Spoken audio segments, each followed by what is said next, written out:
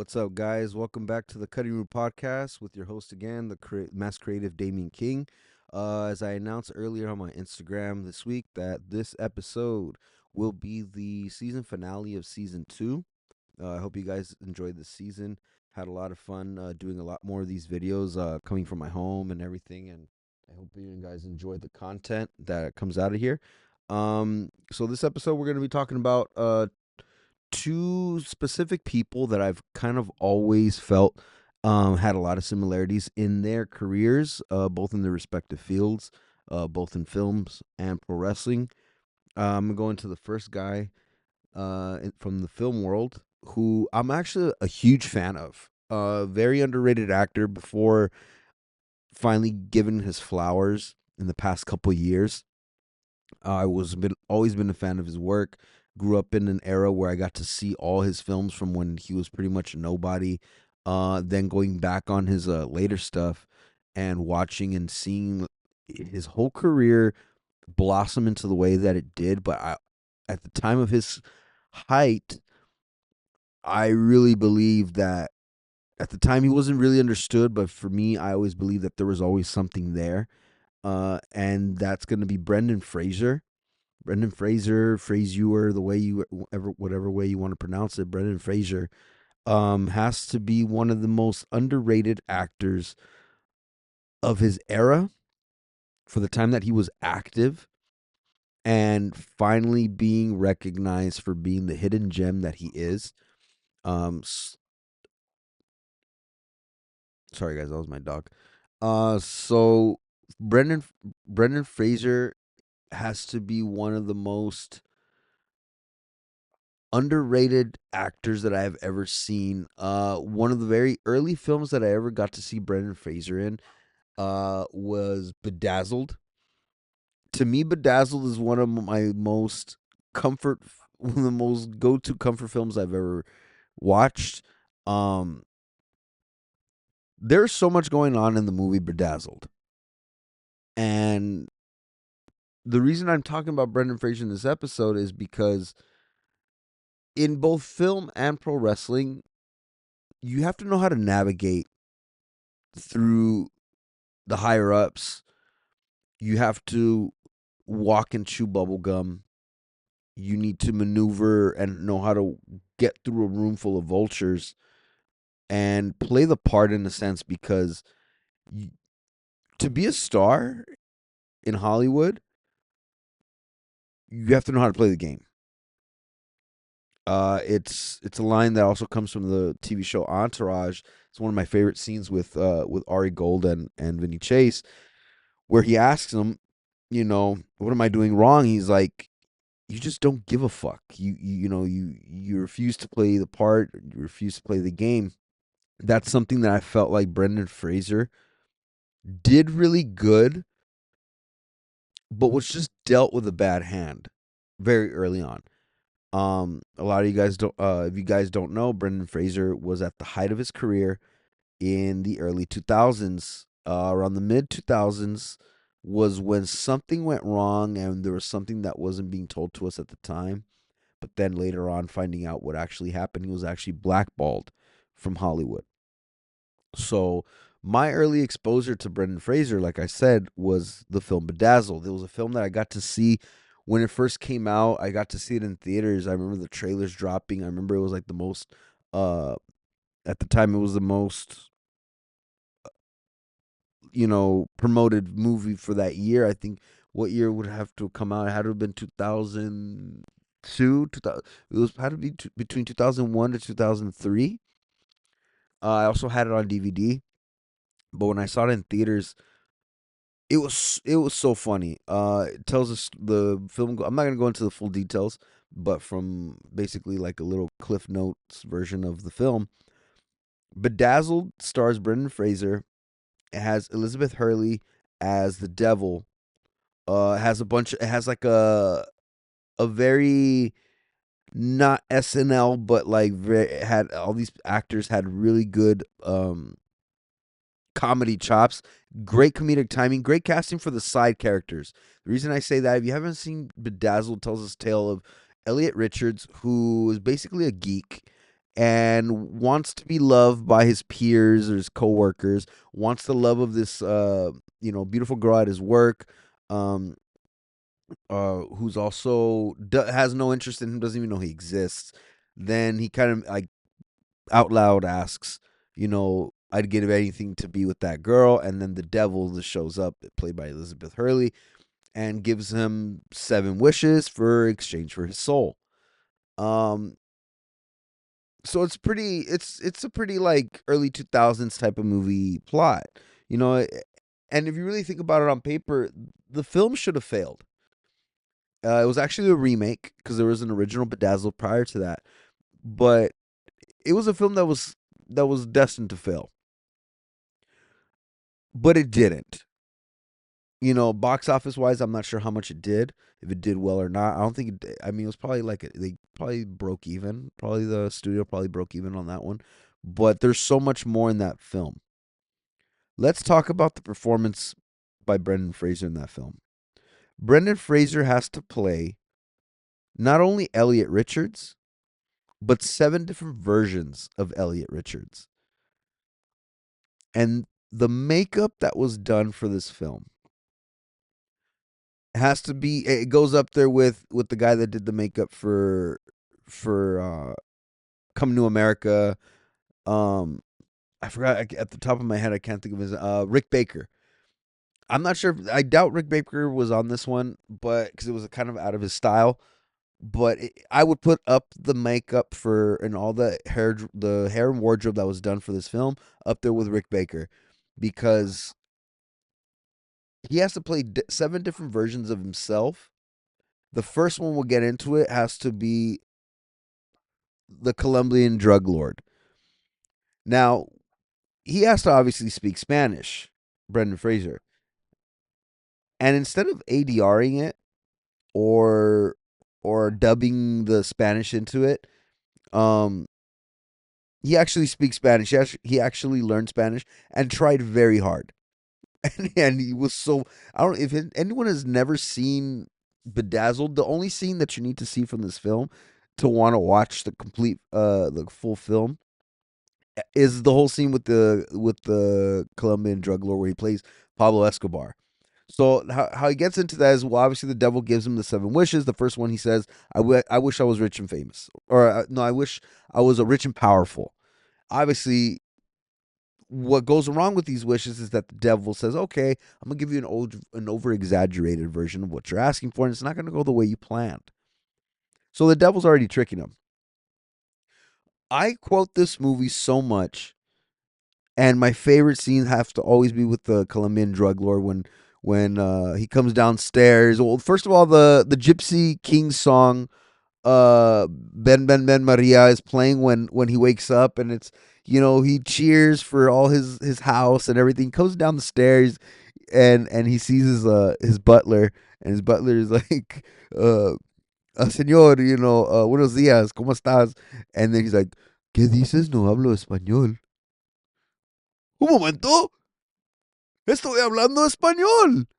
¿Qué diablos? Realmente estoy hablando español. And he starts going into this whole spiel about how if his Spanish teacher would have heard him at this moment and not believe it, and hola, mucho gusto. Me llamo Elliot. Hola Juan. Hola Esteban.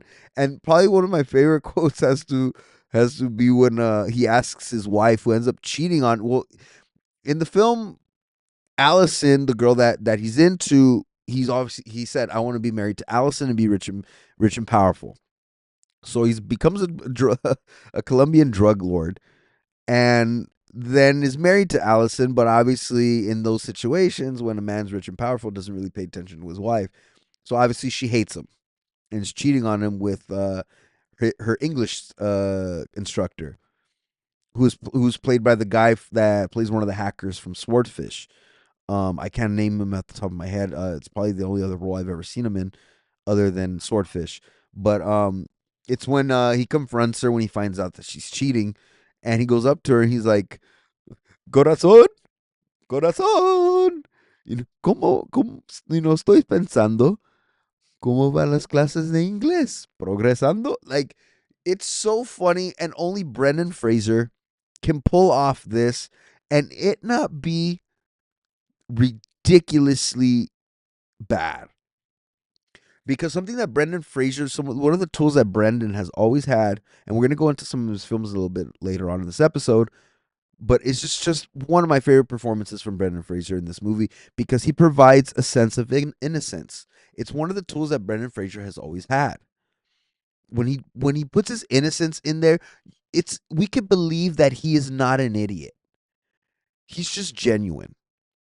And that's what made Brendan Fraser so great, and especially in Bedazzled, because after going through all his wishes, he has one final one left, but is choosing not to go through with it. So obviously the devil gets mad, and there's a scene where it's one of my favorite scenes of this film, where she puts him in jail, somehow like convinces the world or the people around him that he's crazy, so they put him in jail.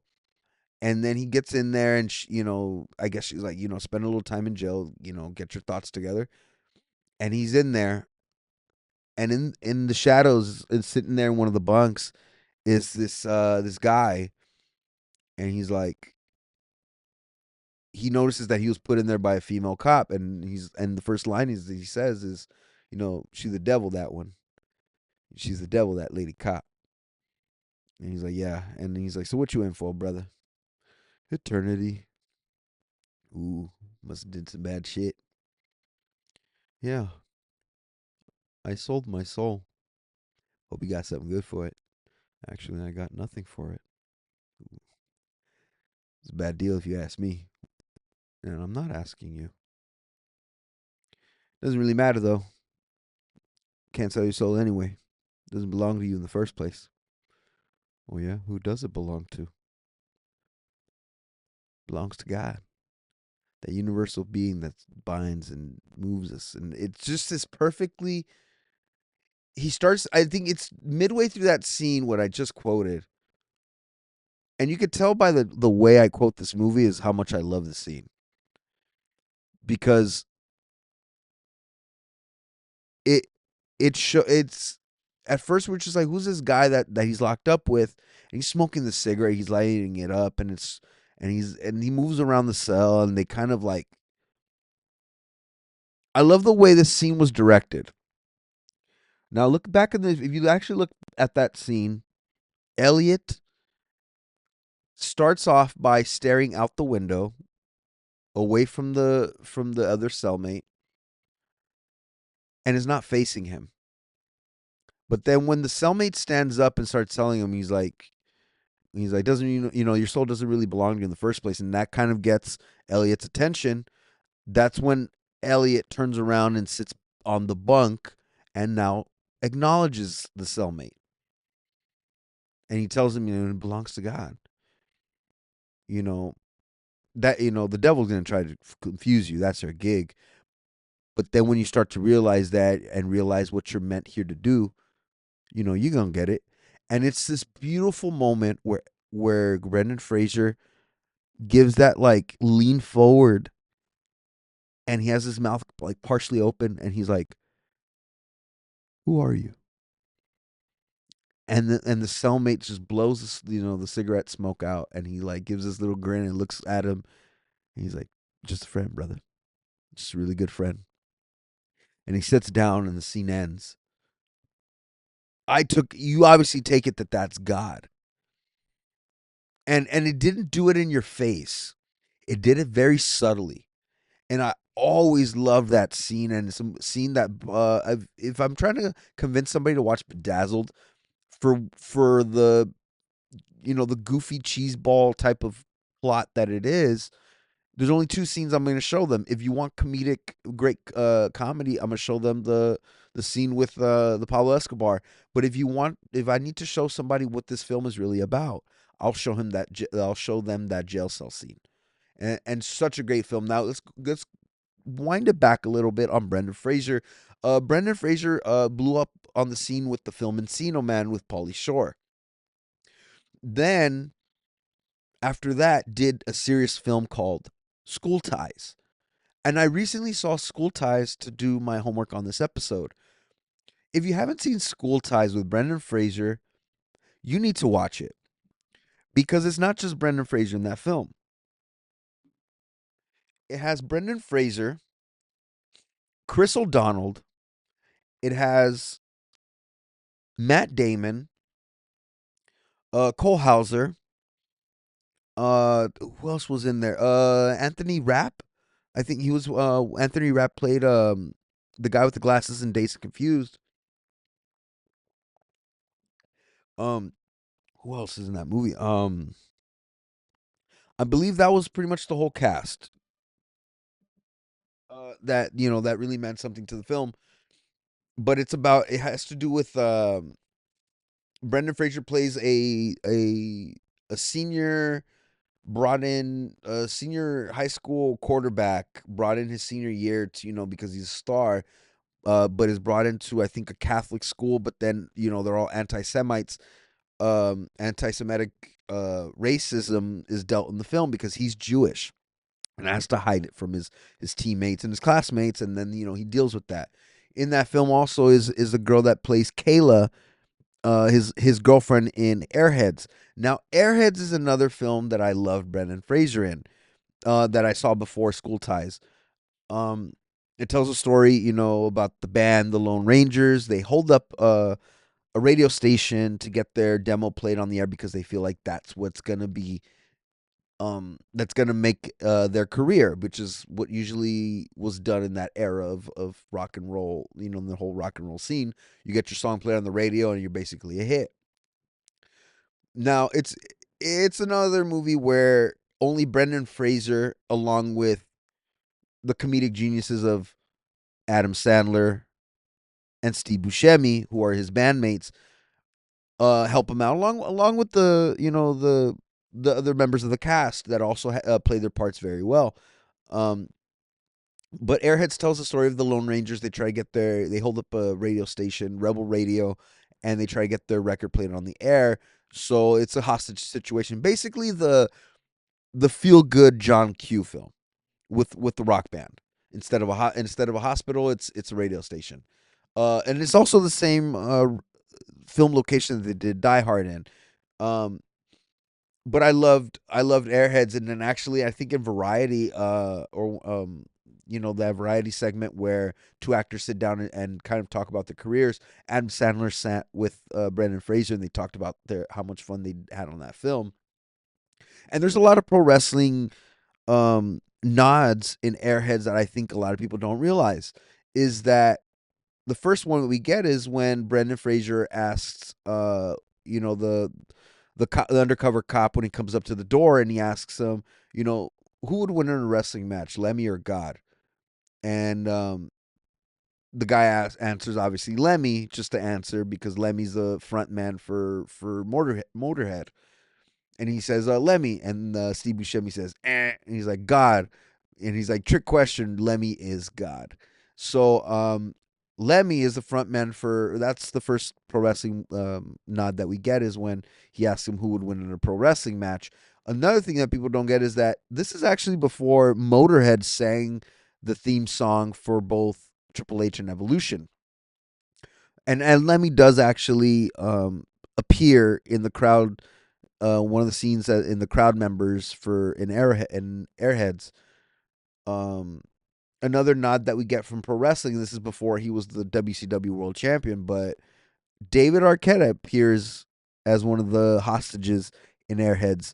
So that was actually a future world champion. Depends on who you ask of what you consider a world champion, but he was also in the film Airheads. It's such a great, and it's another movie that I would say that Brendan Fraser is the only person that can make these films work. Is Brendan Fraser is George of the Jungle. That's another movie that on paper shouldn't have worked, and it didn't really work because it bombed. I think, but I think it's a movie that sits in people's hearts only for nostalgia. But only Brendan Fraser could have made that film work, along with Blast from the Past.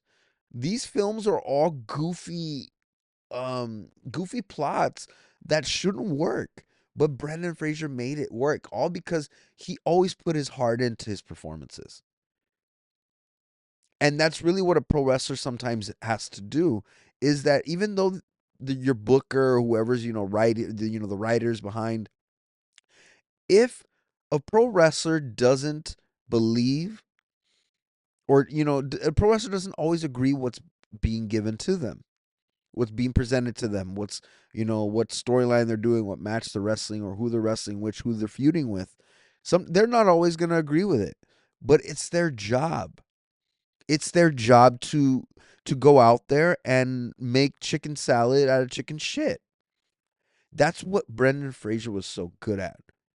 And I love Brendan Fraser, and I'm so glad that he finally got his flowers and won his Oscar for The Whale. And I love when he went up on stage and received his Oscar and was in tears and couldn't breathe, and he was gripping that Oscar, and he's this is what the multiverse feels like, and it's such a great moment. I'm so happy Brendan Fraser um is now in the heights that he is after being blackballed from Hollywood, after a producer making advances on him. I'm not sure if it was an actual producer, but I can't recall the name right now. But it was a perfect example of somebody that has all the tools in his own lane, and is and has the rug ripped right from under him after he played the part, or played ball, rolled with the punches, was told what to do, but spoke up,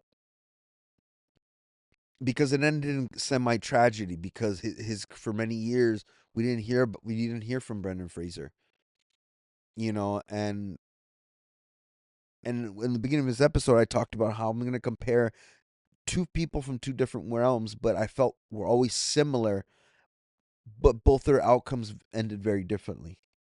Brendan Fraser's went through tragedy, but came out with triumph.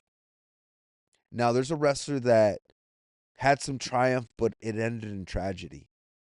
And this wrestler that I'm going to talk about is actually the same way that I feel about Brendan Fraser, is the same way I feel about this pro wrestler. And he's one of my favorite pro wrestlers that came out of the New Blood era. In the late in 1999, I think 2000, we got we got exposed to WCW's homegrown talent, Sean O'Hare.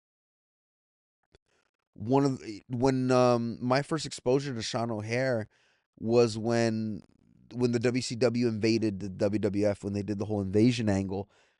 He was actually one of the first ones that jumped the barricade, and jumped over and attacked the Dudleys and the Hardy Boys during their match, and and Sean O'Hare came into the WWF with all the tools. The man was over 6 feet tall, was almost 275 pounds, had the look, had the move set. This guy was doing moves that are now considered standard to today's generation of pro wrestling. At the time, those moves were way ahead of his time. The Widow's Peak, uh, or was it the Widowmaker or Widow's Peak? But also his Swanton Bomb was probably the most beautiful Swanton Bomb, and I put the Sean O'Hare Swanton Bomb over Jeff Hardy's. And I think he called it the Shanton Bomb. But Sean O'Hare also had a great entrance music when he came in with Chuck Palumbo. I loved Chuck Palumbo and Sean O'Hare as a tag team. I thought they could have done a lot more, given better opportunities and better stories.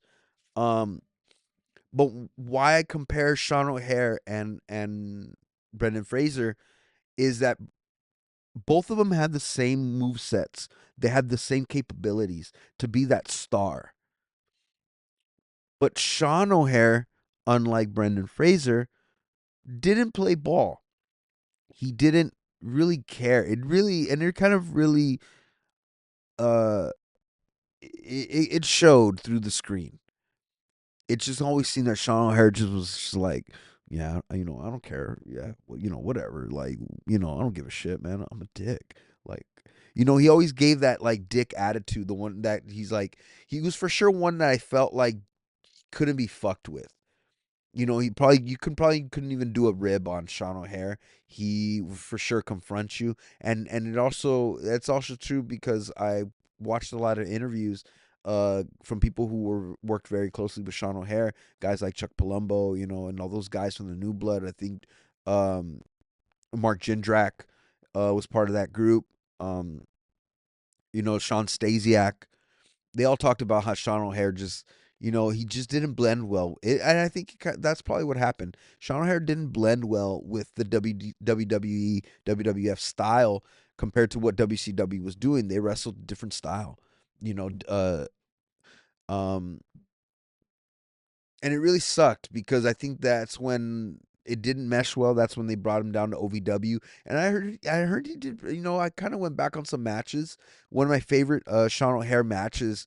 It wasn't a singles match, but I kind of felt like there was there was room. There was both parties were willing to work with each other. Is the APA versus Sean O'Hare and Chuck Palumbo at the Invasion pay-per-view in 2001. I thought that was a really good match, even though Sean O'Hare and Chuck Palumbo came out on the losing end. It really, it seemed like the APA would really put their ego aside and kind of showed that, hey, these guys are top tier young tag team talent. And maybe that's just me from what I took from those matches.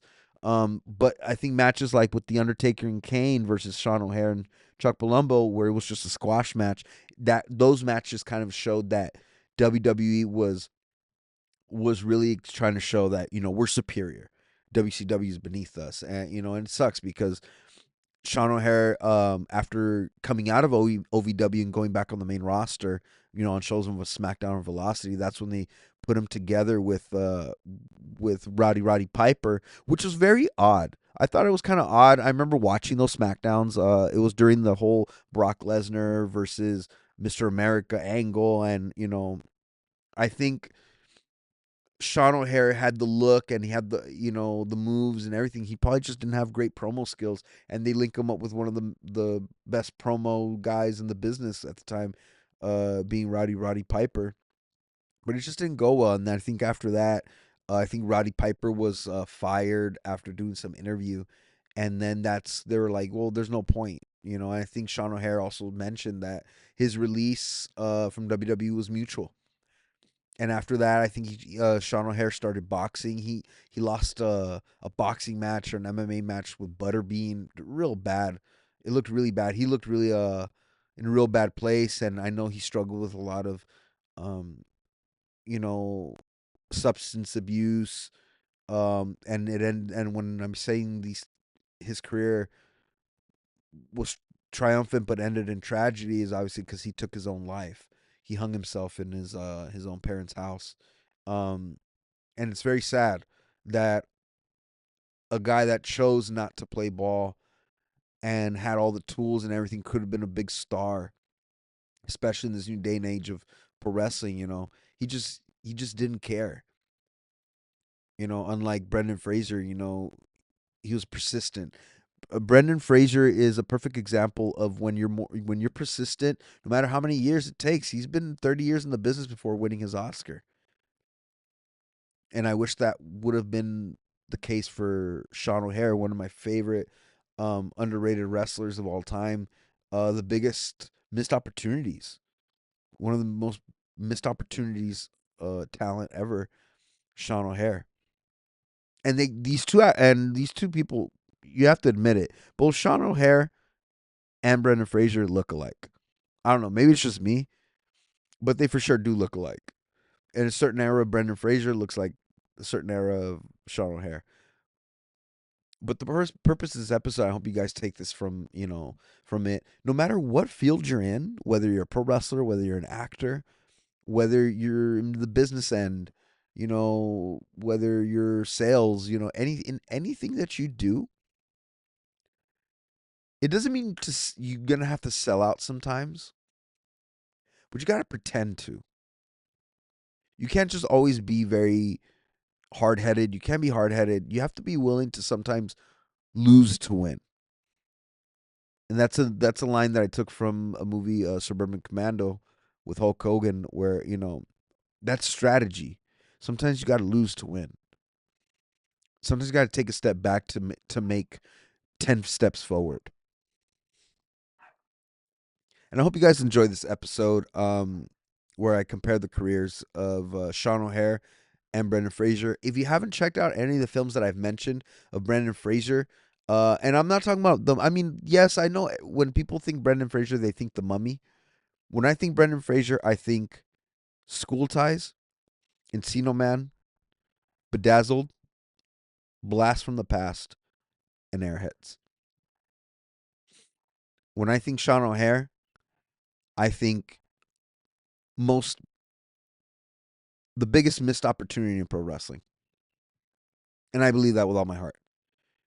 You know, watch his matches when he was with the Natural Born Thrillers in WCW. Watch his promos that he did when he was being repackaged.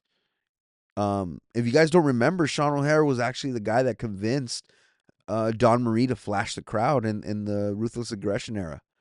He was the one that convinced Spanky Brian Kendrick to streak through the ring, and it was like this devil's advocate type of um, image change. And I feel like it could have been more given the time, given the opportunity. But he also needed to play ball. He needed to also work with the company. But sometimes it just doesn't work that way. But I think if you tend to like learn how to maneuver or move through a room full of vultures, you'll be very successful. And I hope that's what you guys take from this episode of the Cutting Room. I hope you guys enjoyed season 2. I had a lot of fun recording a lot of these videos at my house. Anything that's upcoming, guys? December. We're almost to the midway of December. This won't be the end. I will be restarting season 3 come the new year, and I will be dropping a lot more content, like a lot more short videos to keep you guys busy throughout the towards the end of the year. That's these last couple weeks of 2024. And I hope you guys are enjoying your holidays. And that's a wrap on the Cutting Room Podcast of Season 2. Guys, I hope you enjoy it. Subscribe, like, comment. Let me know what you guys want to talk about in Season 3. I got already an interview linked, already hooked up for the beginning of 2025. I hope you guys enjoy it. I'm excited. It will be I'll tease this much. It's the first actor that I'm going to be able to get on the Cutting Room Podcast. I will not give you any hints other than that. When it drops, you'll know. And I hope you guys enjoy your day. And that's a wrap. Cut.